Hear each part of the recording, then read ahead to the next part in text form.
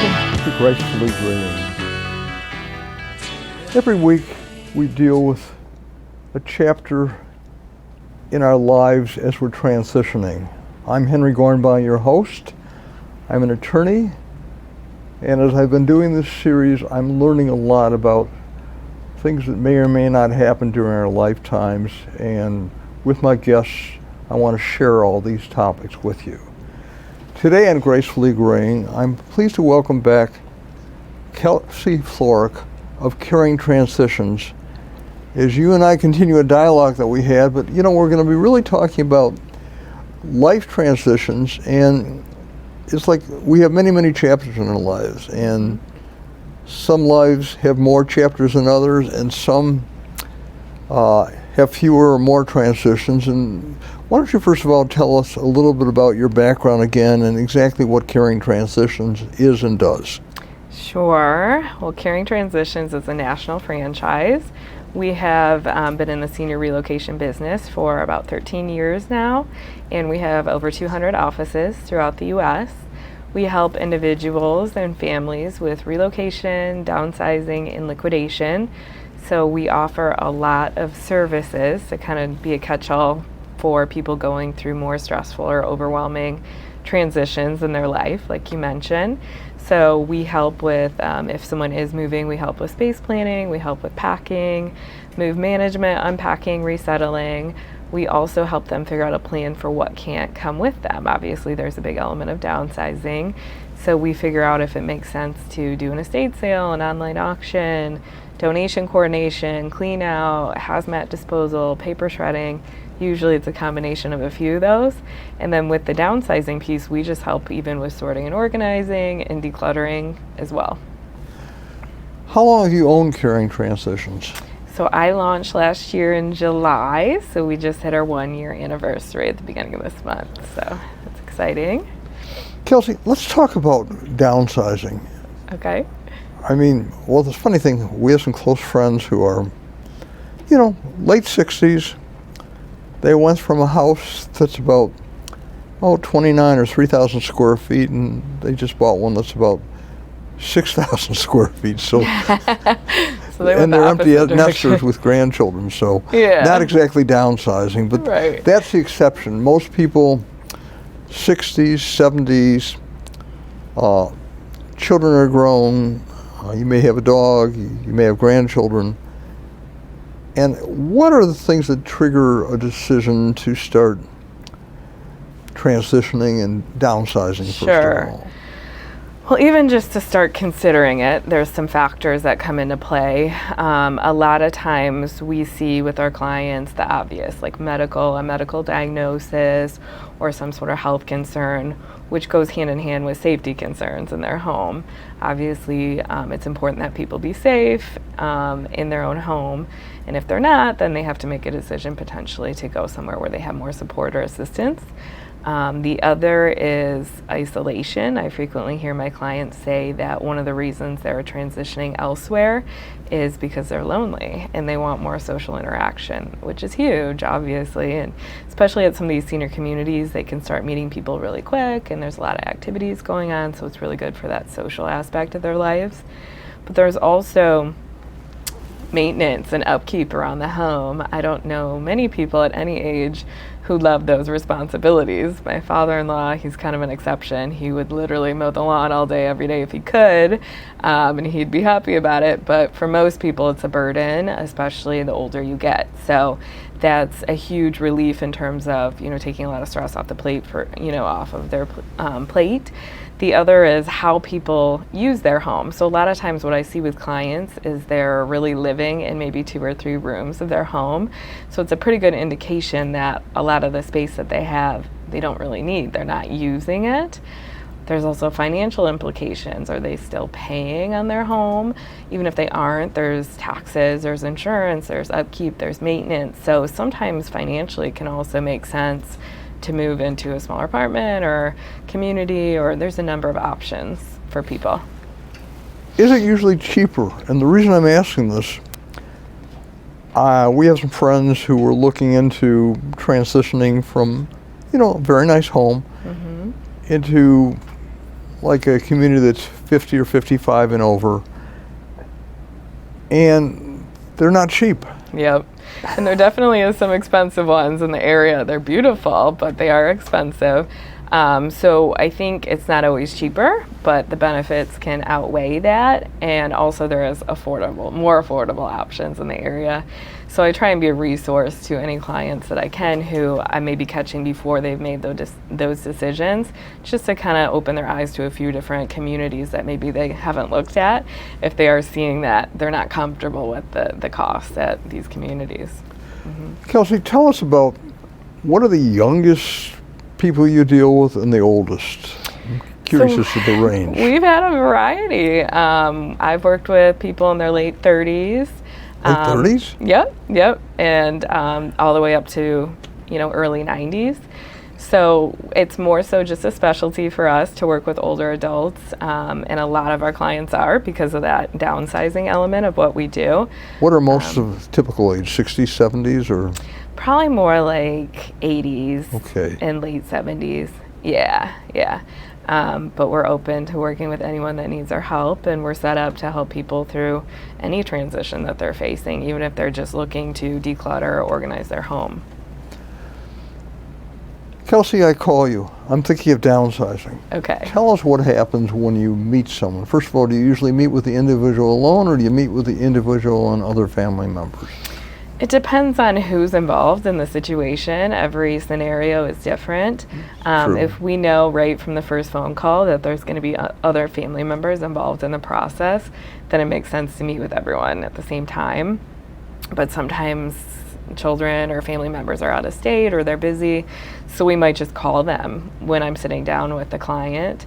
But it is just me. We do it, one-on-one at their home.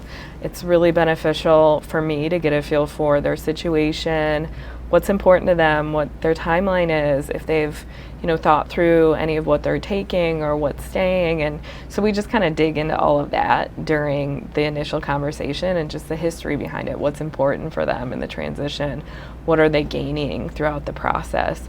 Like I said, again, if a family member is involved, we just keep them on the same page when I start to present solutions and ideas, and we all kind of go from there and decide together if that makes sense for them. Let's start with housing. What are typical options that you look at it? And most people come from a single family residence, I'm assuming. Do you deal with more and more people who are in condominiums, or? I've seen it all. I've seen people that have the big family home where their kids haven't lived in it for a number of years, and they are downsizing a lot into a much smaller apartment at a senior community, or they may be just, going through a minimal downsize into a smaller condo or apartment. Something along those lines. But again, it totally varies. Everybody's situation's different.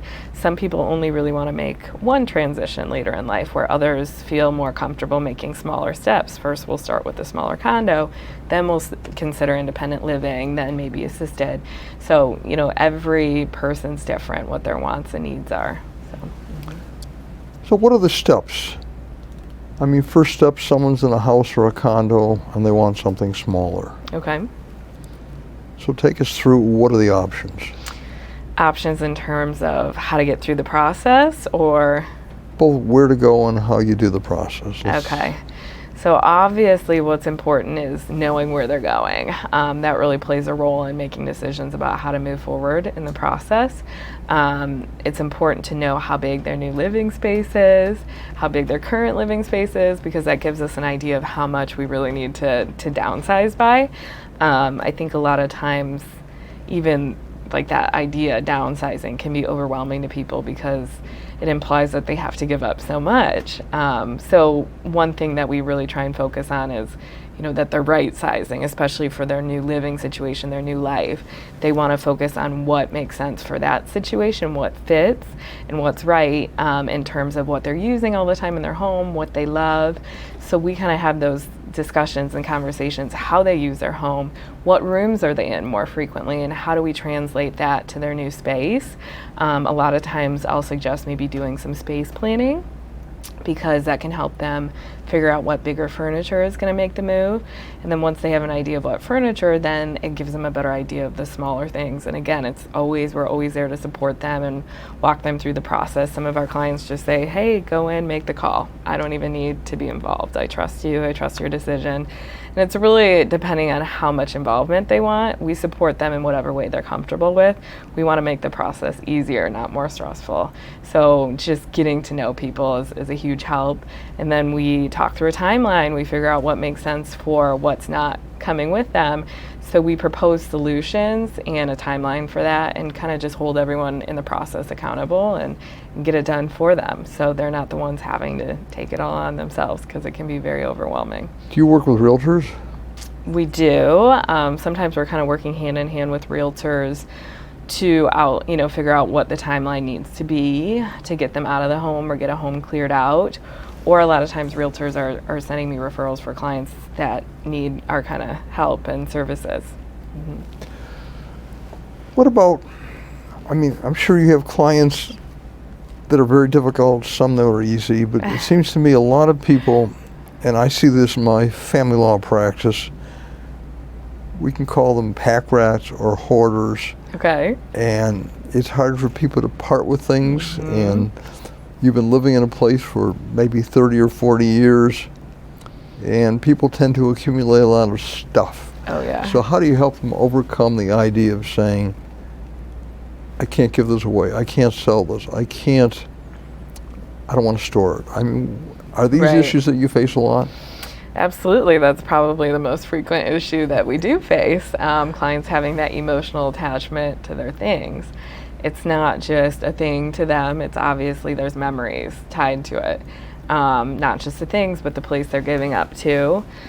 So we really try and reward control to our clients in the process, so they know at the end of the day the decisions they make are theirs. We try and accommodate them to the best that we can.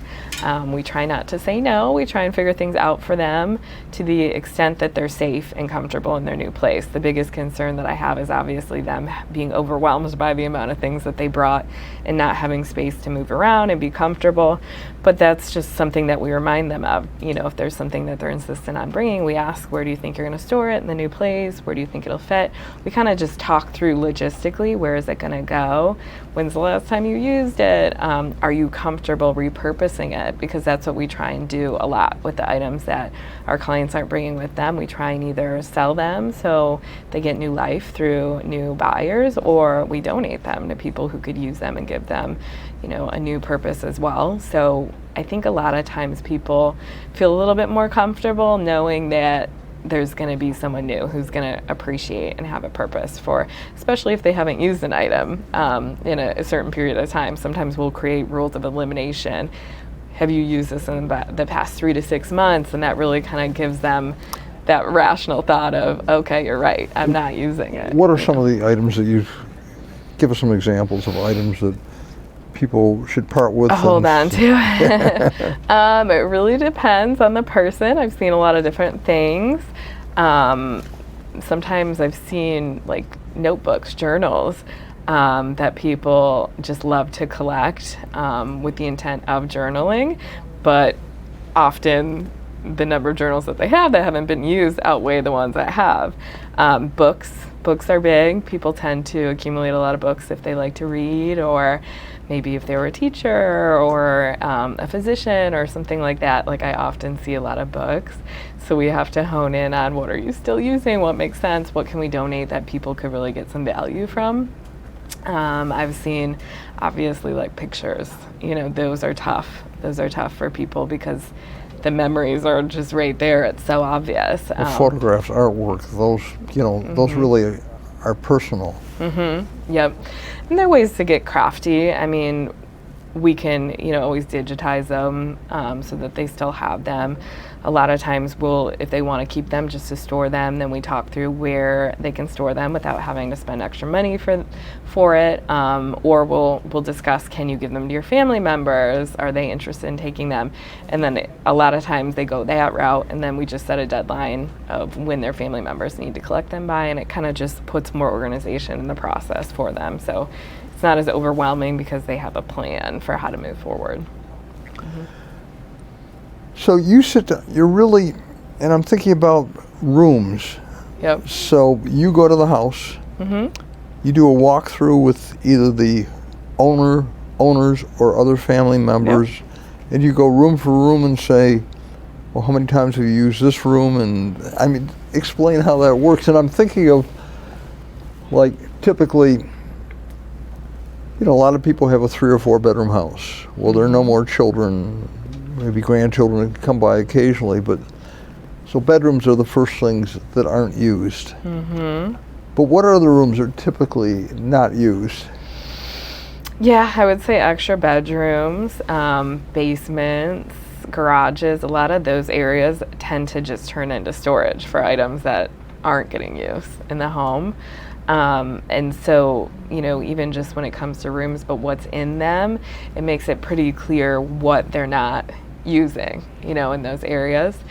So in every, you know, situation changes, but what we try and do, even like you said in the first consultation, we'll walk room by room and just talk generally.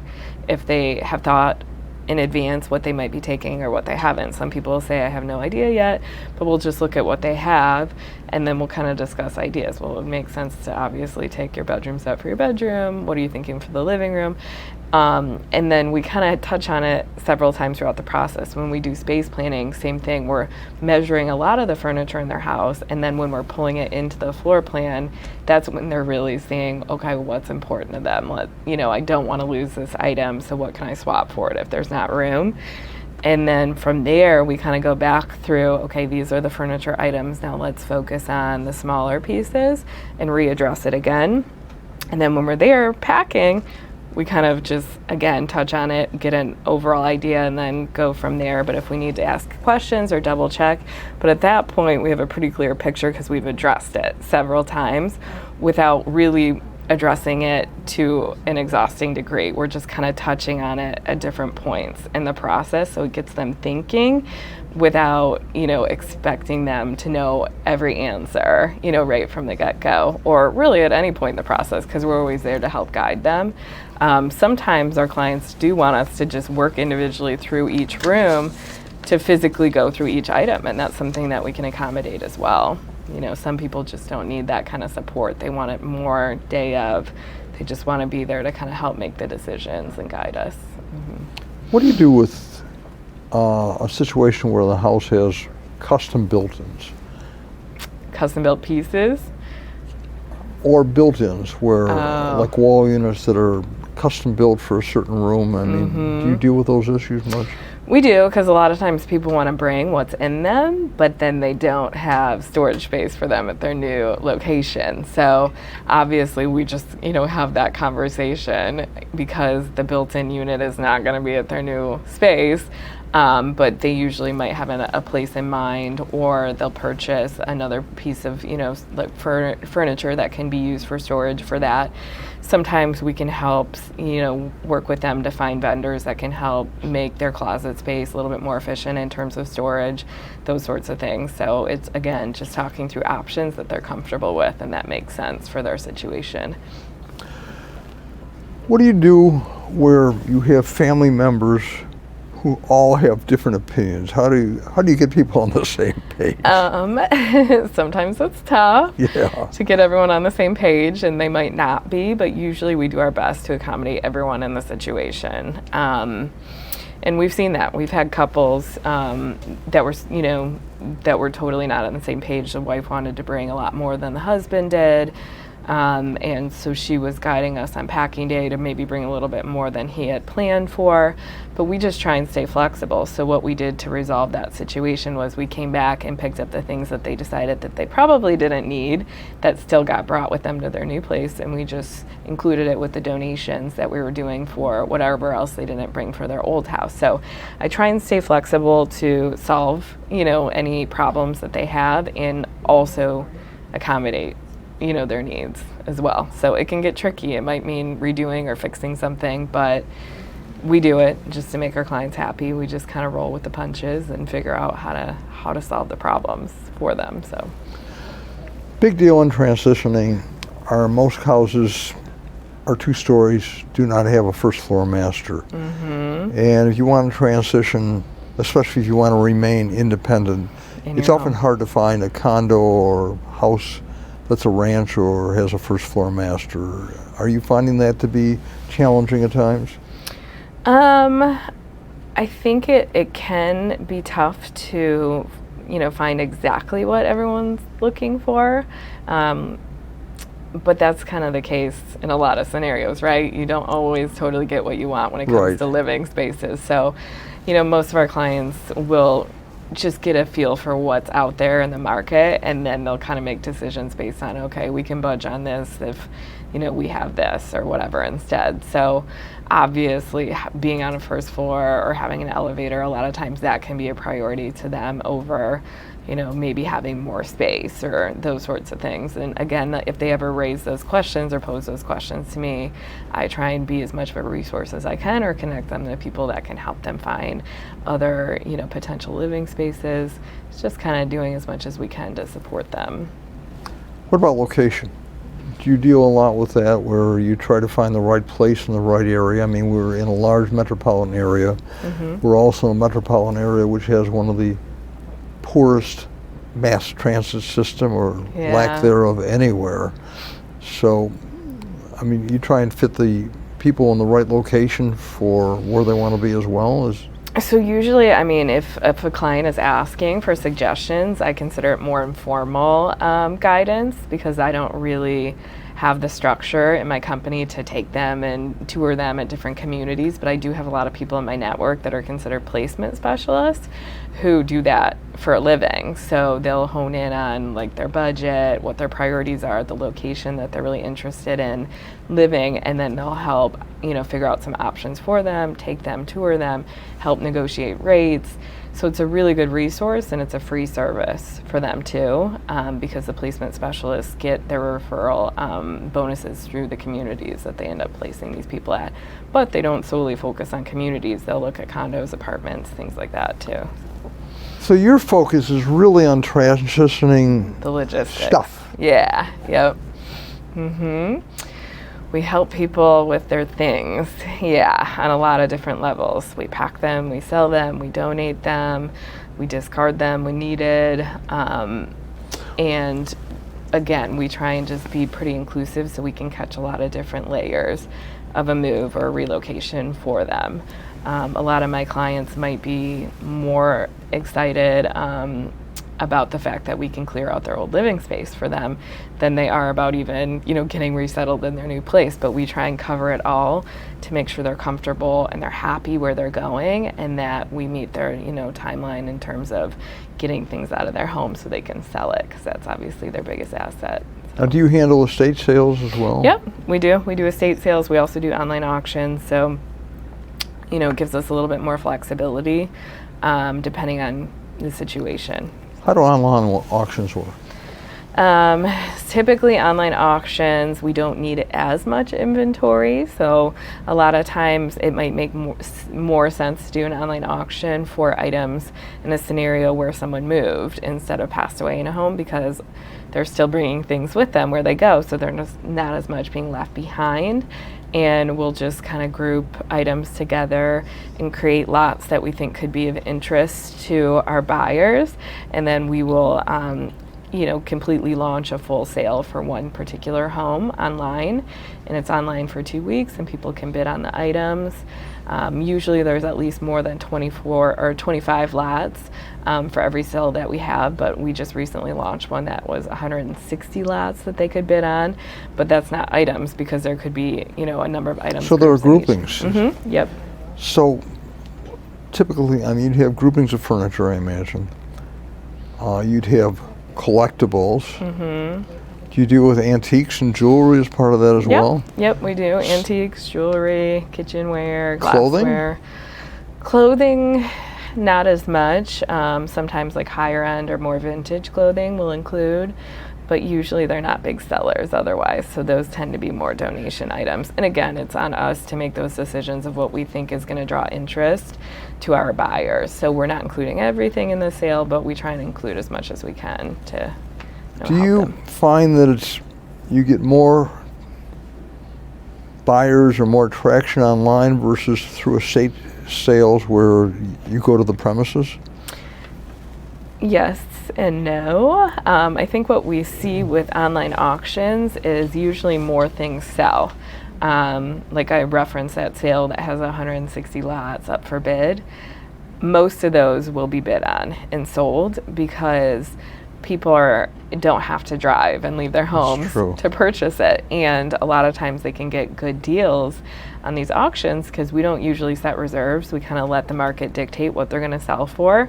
So there might be a few lots left that no one's bid on. So, you know, at the last minute, people kind of swoop in and throw some small bids and just get these items for a really great price. So I always have clients that ask, what do we do with what doesn't sell? But usually most of what we put on there does sell because of the deals that they're getting. Do you set minimums at the beginning or not? Not usually, not unless it's a higher end item and it kind of makes more sense to set some sort of reserve. Occasionally we do, but we try not to do that as a whole because that can tend to discourage people. What reels them in is just the idea of, wow, these are all such great prices, or they're all starting at such a low price. I could really get this awesome item for, you know, a really good price. And that's what a lot of people get really addicted to when it comes to our auctions. So we've got a lot of regular buyers and they'll come the day to pick it up and they'll ask what didn't sell because they want to make offers on things that might not have sold too. So sometimes we're back selling things that, you know. So you have regular followers who are following you and trying to time it, because I know, do you ever get into a situation where people start bidding up much higher than, because that's the danger of auctions. People sometimes go crazy. Yeah, I think that there's some element of competition there. If someone has made up their mind that they really want an item, they will take it further, you know, than maybe they didn't originally intend to, but usually at the end of the day, they still end up getting a really good price. But I think it can be fun for them. There's some like element of, you know, it's kind of a rush for people. So. Kelsey, we're down to less than 2 minutes. Okay. Give us three takeaways covering really what's important to you, what's important to our viewers before we sign off on Gracefully Greying today. Yeah, I mean, obviously any sort of downsize or right size can be really overwhelming for people. So a lot of what we try and tell clients that are being proactive and taking it on themselves is just try and look at it as small pieces, you know, start in one room of the house and go from there. So every journey kind of starts with a small step kind of thing. The other thing is not being afraid to ask for help. No one should ever take on this kind of project on their own because it's going to immediately just be so overwhelming and physically taxing. Sure. So ask family, friends, maybe hire professionals. But the other thought that I have is just that most of my clients, even if they are overwhelmed through the process, they still end up being happy with the outcome as long as they focus on what's positive about it, what they gained, whether they're close to family, if they have more social interaction, less responsibilities, those sorts of things, then they ultimately are happy that they made that leap, so they'll get through it. Kelsey, I see that you have a lot of passion for what you're doing. Thank you. And I think you're doing some very important work. So Kelsey Florek, Caring Transitions, I want to thank you so much for being my guest today on Gracefully Greying. And I want to thank you for watching Gracefully Greying.